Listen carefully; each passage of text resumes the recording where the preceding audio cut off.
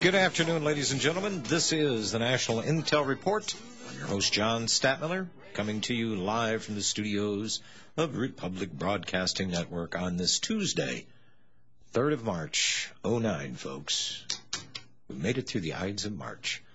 At any rate, on the program today, Mr. Robert Chapman of the International Forecaster and Robbie Noel, which has his program on this network. Following this one, 6 o'clock Central Time, The Flip Side with Mr. Robbie Noel. And his website, by the way, is eaglesup.com. And if you would like to, and I'm hesitant to send people to the internationalforecaster.com because they're going to see Midas banners on that site. But anyhow, it's the internationalforecaster.com. And an email for Mr. Chapman is bob at, let me read this right, intforecaster.com. That's right. Or info at intforecaster.com. No hyphens, no spaces in there, just one word, INT, forecaster. At any rate, let's bring the aforementioned up. Good afternoon, Mr. Chapman. I just finished swinging the bat, and I'm ready to go into the batter's box. Okay, Robbie, are you with I mean, baseball season is coming. We got to get into it here. Oh, gosh. Does that mean that soccer is at an end finally? No. Soccer goes all year. Listen. Great. It's the people's game. Yeah. I always thought of it as being a kind of a team sport that socialist countries really loved. I may be mistaken. It's the same sport that the world loves. Well, most of the world is socialist, so I think I pretty much... Well, you're right about that. And we're about to become a communist country, if you hadn't noticed. Well, I like what Lenin said. I read the quote by Lenin. He says, "Do not be fooled by communism. Communism will revert to socialism." And that's basically what this world is heading to, and this is what the international bankster gangsters and their control grid want, is worldwide socialism, to give the illusion that people are still earning for themselves, but then the government turns around and taxes the living snot out of you for everything. Robbie Noel. Yes, sir. Hey, there you are. How you doing, my friend? Hanging in there for a Tuesday. I'm telling you, second day into the week. By the way, were you guys watching Mr. Ben Shalom Helicopter Bernanke today when he was giving testimony? I was watching the stock tickers as he was doing it. The stock market was up. He started talking. Guess what it did? It went down. Every time. It's like, why do they even bother? I mean, if they're going to have these hearings, do it behind, closed doors. Don't televise it, because invariably, every time this guy gives testimony, they're not getting the answers they want. People on Wall Street get a little bit more skittish. Why should they be getting skittish, Mr. Chapman? They're getting all the bailout money. What they should do with our friend Ben is give him 2 round-trip tickets in a couple of weeks, maybe a month, in Harare, and he can talk to the government there how to solve their problems. Well, it was interesting. One of the senators, forgive me, I've forgotten his name. That's how pertinent he is. At any rate, he'd asked Bernanke, he said, look, do I have this straight?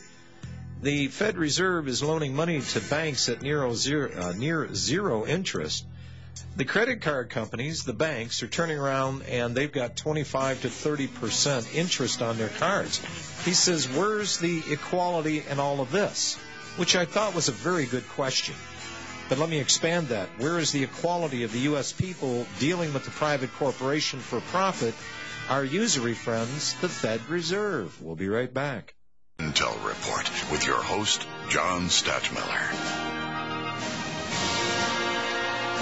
This had to be the PPT boys, the plunge protection team, in there manipulating the market today. And I think they pretty much caught on when Ben speaks, market drops.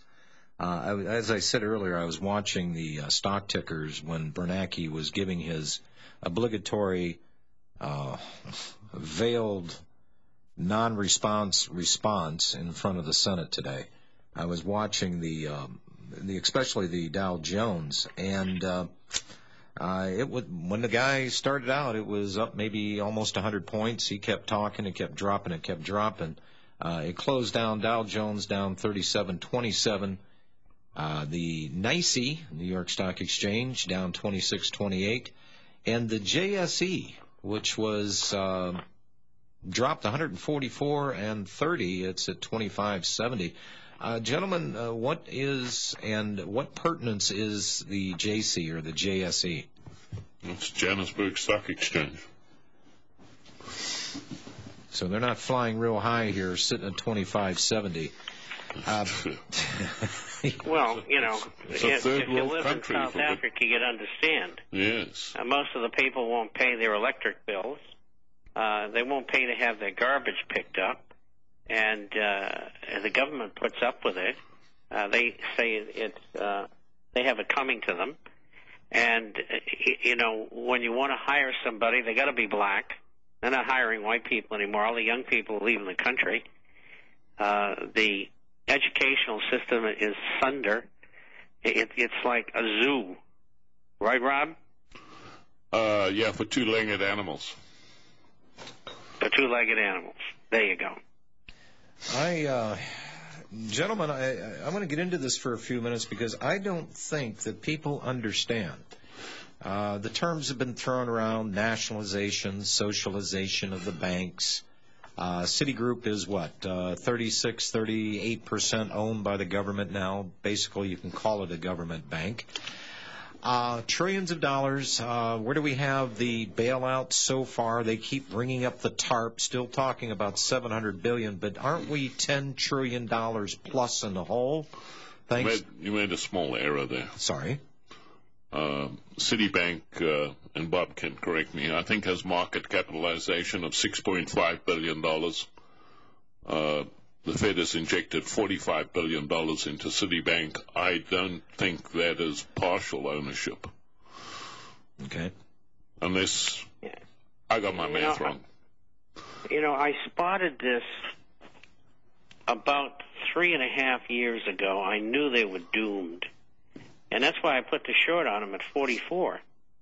And, of course, now, what is it, $1.40 or something? And maybe it's even lower than that today. I haven't seen it on the tape. I've been too busy.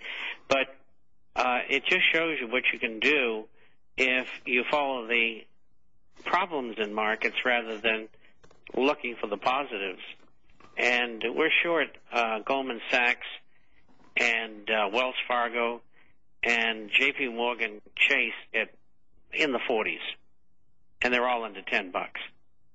Now, the people who followed those shorts have made an absolute fortune. In fact, one subscriber made $50 million in the last 9 years following my advice.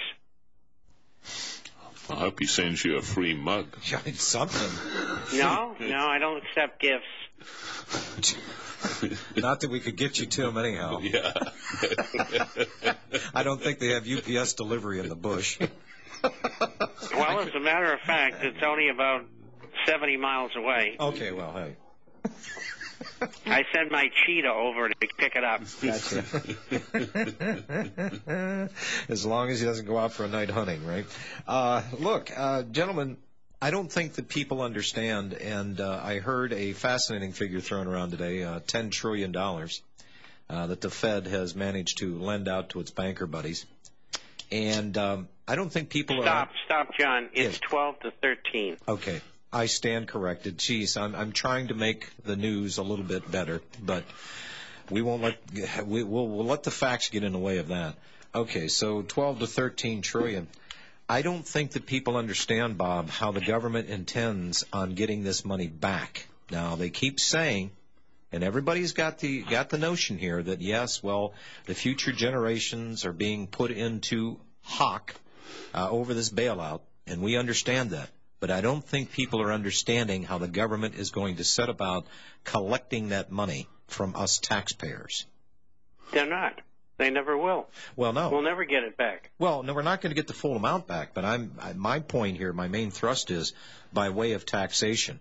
What do you see on the horizon, Bob, as far as taxation goes? I mean, we've talked about carbon taxes before, this tax, that tax. We already got the inflationary tax running on us. They're calling it deflation, but I still see inflation there. Now, what we're not seeing quite yet, but we will see very, very soon, with this $12 to $13 trillion, too many of these worthless little pieces of paper chasing way too far or too less of goods out there. We need savings. We need production.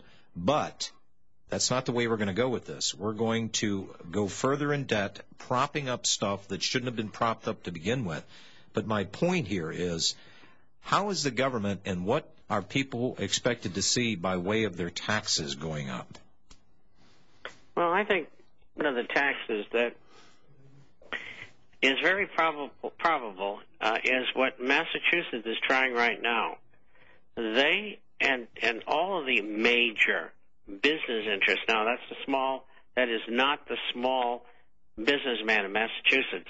It's the big guys at the Chamber of Commerce, CFR, that type.